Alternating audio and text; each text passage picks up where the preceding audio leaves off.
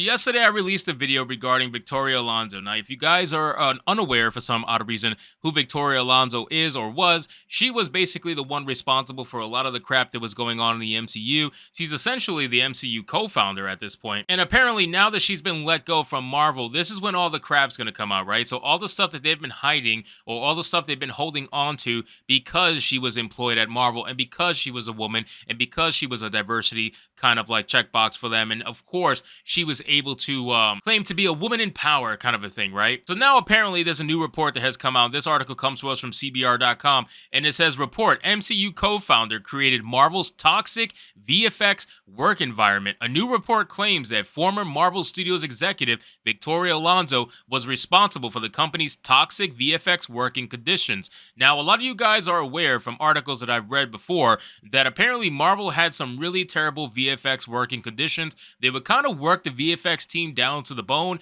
and it really didn't produce anything, unfortunately, because first off, they really didn't have a lot of direction. Second off, the budget got cut majorly in the CGI VFX department. And third off, ultimately, it just wasn't very good. And Victoria Alonso apparently was the head of everything that was going on regarding that particular area. Now, whether or not they're using her as some sort of a fall guy, or in this case, a fall girl, I'm really not sure. I wouldn't be surprised if that's the case, because it seems like all these major co-CEOs or CEOs or whatever, all these major people are just suddenly either getting fired or leaving or whatever the case may be in all these major entertainment spaces. But let's see what this article has to say from CBR.com. So it says, Victoria Alonso, co-founder of the Marvel Cinematic Universe and former president of physical, post-production, VFX, and animation at Marvel Studios, was reportedly behind the company's toxic VFX work environment. According to senior reporter Chris Lee via The Direct, Alonso was singularly responsible for Marvel's toxic work environment, a kingmaker who rewarded unquestioning fealty with an avalanche of work,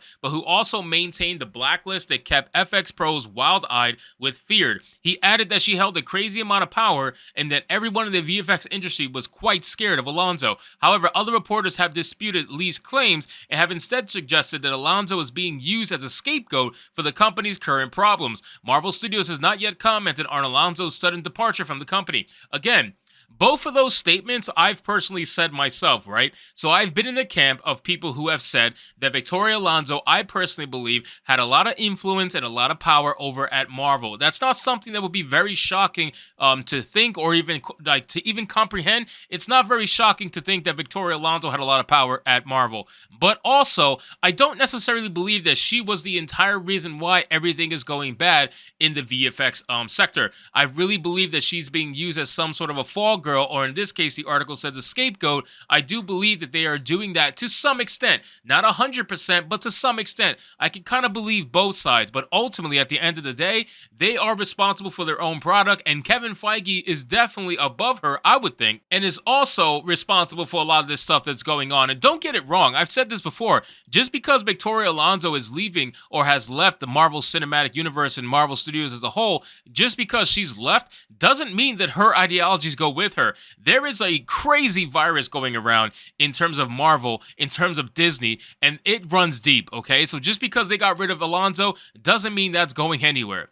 It says prior to her departure on March 17th, Alonso had been with Marvel Studios since 2006, beginning as the company's chief of visual effects and post-production and ending as its president of physical post-production, VFX, and animation. While no reason has been given for her sudden resignation, it is possible that changes are being made internally at Marvel Studios after its Phase 4 titles received criticism for unpolished visual effects. As recently as January of this year, Alonso came under fire for reportedly being the reason some VFX companies would never work with Marvel again. Other visual effects artists have called Marvel Studios their worst client, alleging that the company overworks and underpays the VFX companies that it hires. I would not be surprised. Listen, it's Marvel, okay? It's Disney. These people love to pretend like they're against slavery, but they will slave their workers all day long.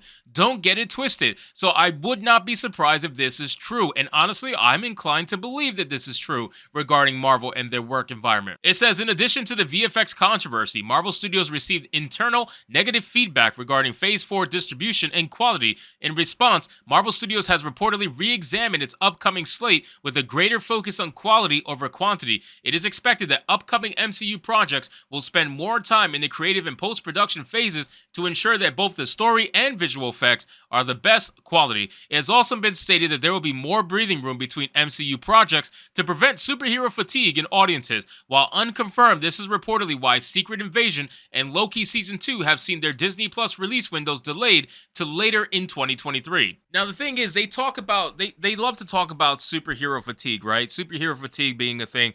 And ultimately, I just don't believe it because nobody had any problem with all the superhero movies that were coming out before. The reason why is because they were actually good. And that's the main difference. When you make a good product, nobody cares how much you give it to them. They're just going to keep asking you for more. I mean, look what's happening with Dark Souls. People live and breathe that kind of game because they just love what's been put out from software. So there's no reason to believe that there will be any kind of fatigue as long as the product is good. But when it comes to these movies, as we are aware, the product has not been good. And apparently now there's an internal note regarding that inside of Marvel. So I don't remember that being said, but apparently that's a thing. So if that's really true, then damn, that means it was really bad. So it says, released in February 2023, Ant-Man and the Wasp: Quantumania marked the official start of Phase 5 of the MCU. The film received mixed reviews from critics upon release, with many praising the performances but criticizing the unfinished visual effects. At the time of writing, Quantumania has grossed $463 million worldwide on a $200 million budget. The next Phase 5 film to hit theaters will be Guardians of the Galaxy Volume 3 in May,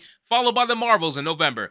Now, the thing is, CBR.com, I like how they want to make it seem as if Quantumania is some massive success because of some shill who's writing this article. But if they made $463 million worldwide and the budget was $200 million, when you account for marketing by doubling the budget to $400 million, and then you also account the fact that out of this $463 million, half of that is given to the movie theaters because Marvel doesn't keep all the money, then it starts to make you realize just how bad this movie's actually doing and how it's not going to make its money back. Because at this point, I'm pretty sure that they're going to end up taking it out of movie theaters after, I think, probably a few more weeks. I don't really think they're going to want to keep this thing in much longer, because the longer they keep it, the worse it's going to look. But ultimately, guys, the whole point of the video is to talk about Victoria Alonso and her influence over at Marvel. And I really don't think that she had the level of influence that people are thinking, at least not on a grand scale. But in terms of the VFX department, obviously she did run that ship, and she ran it like a slave ship. And there's a lot of people that are going to come out now. They're going to want to talk about it now that she's gone.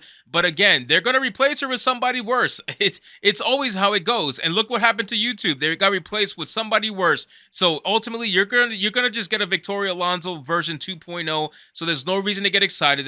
I've seen people talking about, oh, the wokeness is finally gonna leave Marvel Studios. No, it's not. You still got Kevin Feige. You still got a whole bunch of other people who are all on board with this stuff. You still have Jessica Gao as a writer. So don't think this shit is going anywhere. I promise you. So anyway, guys, thank you so much for watching this video. I hope you did enjoy it. If you did, consider leaving me a subscribe. I would greatly appreciate it. Don't forget to like the video, comment, let me know what you thought, and I'll see you guys on the next one. Hypnotic out.